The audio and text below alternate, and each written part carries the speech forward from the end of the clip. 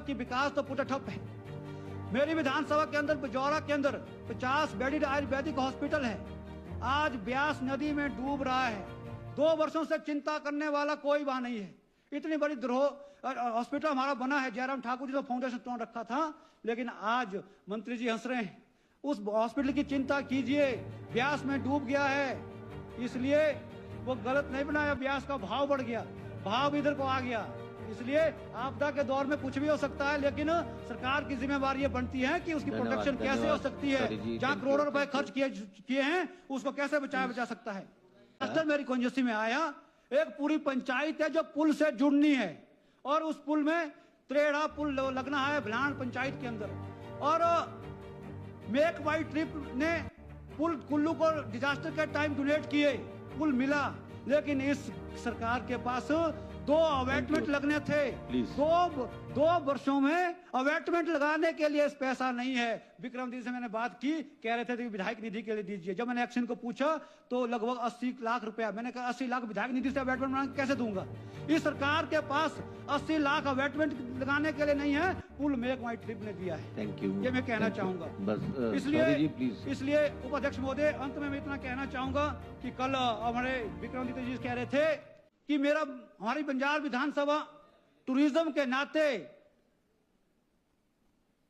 बहुत आगे जा रहा है, नए नए डेस्टिनेशन वहां विकसित हो सकते हैं, लेकिन टूरिज्म का मैं देख रहा था बंजार विधानसभा का कहीं भी नाम नहीं है। और मैं कहना चाहूंगा कि जब ये कह रहे हैं कि प्रदेश का जो रिसोर्स डेवलपमेंट रिसोर्स वो नहीं बढ़ पा रहे, टूरिज्म के नाते हम अपने प्रदेश के अंदर बहुत सारे अपनी आय बढ़ा सकते हैं।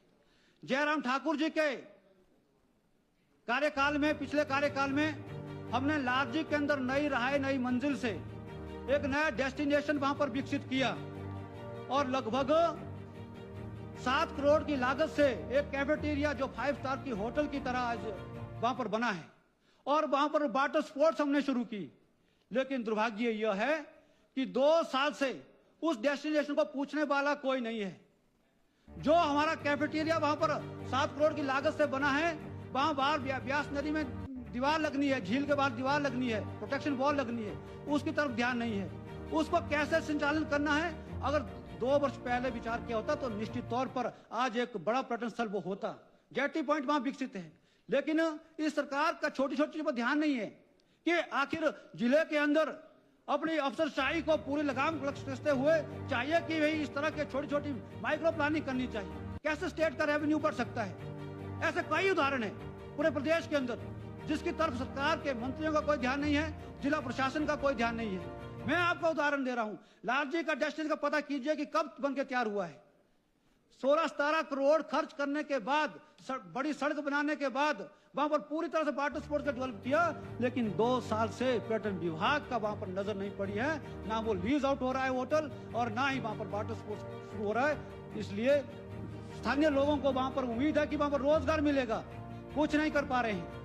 सवाल करने वाले, उनकी चिंता करने वाले हैं। यहाँ भाई राकेश जम्वाल जी भी कह रहे थे वृद्धाश्रमों के लिए बजट नहीं, आंदोलन करने पड़ रहे हैं। मैं भी कहना चाहूंगा कि मैं भी जब 1-2-4 गांव के अंदर गया, मुझे 80 वर्ष के बुजुर्ग मिले, कुछ अपंग लोग मिले, अपंग बुजुर्ग मिले।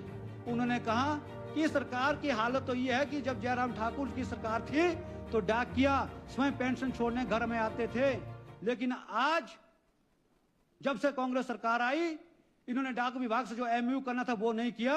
वृद्ध जनों को पेंशन घर में नहीं मिल रही है। आप कह रहे हैं कि वृद्ध जनों के लिए देखभाल योजना लाएंगे। पहले पेंशन तो जो हमारी स्कीमें थी, जो स्कीमें हमारी थी, जिसके अंतर्गत हम घर में जाकर के वृद्धों को पेंशन देते थे, वो तो दे नहीं पा रहे। तो बड़ी बड़ी घोषणाएं, खाली बातें, खाली पुलाव दिखा रहे हैं कि उनका इलाज घर में जाके किए। जो जेएनयू जो चला हुआ था वो आपने बंद कर दिया। मोदी, यहाँ पर अटल स्वास्थ्य संस्थान की पहले बजट में बात की गई थी कि अटल संस्थान हम आदर्श स्वास्थ्य संस्थान बनाएंगे। मेरे बंजार के अंदर मुझे भी नाम लिया गया। मुझे लगा, बहुत खुशी भी हुई कि विपक्ष में होते हुए भी सरकार के स्वास्थ्य मंत्री से कार्यालय से फोन आ रहे हैं, सीएमओ से फोन आ रहे हैं कि आपने अपनी कॉन्स्टिट्यूंसी में कौन सा हॉस्पिटल डेवलप करना है, कौन सा आदर्श स्वास्थ्य स्थान बनाया। मैंने बंजार का नाम दिया जो सिविल हॉस्पिटल है, लेकिन दुर्भाग्य यह है कि 2 सालों के अंदर उसका स्तर बढ़ा नहीं। जो पहले वहां पर सिंपल रोज के टेस्ट होते थे, आज वो भी वहां पर नहीं हो रहे हैं। ये दुर्भाग्य के साथ कहना पड़ रहा है। एक्सरे के अलावा ना वहां पर अल्ट्रासाउंड होते हैं, यहाँ तो रोबोटिक सर्जरी की बात की जा रही है। सिविल हॉस्पिटल के ये हाल है कि जो दैनिक जीवन में जो टेस्ट होंगे हैं वो टेस्ट भी नहीं होता हूं। और मैं इस बजट के अंदर देख रहा था कि इसके अंदर बंजार का एक भी बार नाम नहीं है, यानी कि न जाने कितनी विधानसभा ऐसी होगी जिनमें कोई विकास के नाते कोई भी चीज नहीं की है। अगर इसके अंदर मैं ज्यादा से ज्यादा नाम देख रहा हूं तो मेरे ध्यान में यहां पर 3 नाम आ रहे हैं। एक हरोली आ रहा है, हरोली, नदौन, देहरा, 3 नाम है, हरोली, नदौन, देहरा, बाकी पूरे प्रदेश को फेरा। और कहीं नजर नहीं आ रहा है कांग्रेस के विधायकों की कंजूसी भी कहीं नजर इसमें नहीं आ रही है। और क्या बचा सकता है? कल यहाँ पर माननीय विक्रमादित्य जी मुझे कह रहे थे कि बंजार का विधायक NH 305 का इशू उठाते हैं। मैं कहना चाहूंगा जिसका जिक्र उन्होंने कल यहाँ पर किया, दामन ब्रिज का, जिसका काम बड़ी तेज गति के साथ उसका उद्घाटन की तरफ पहुंच गया है, वो पैसा जयराम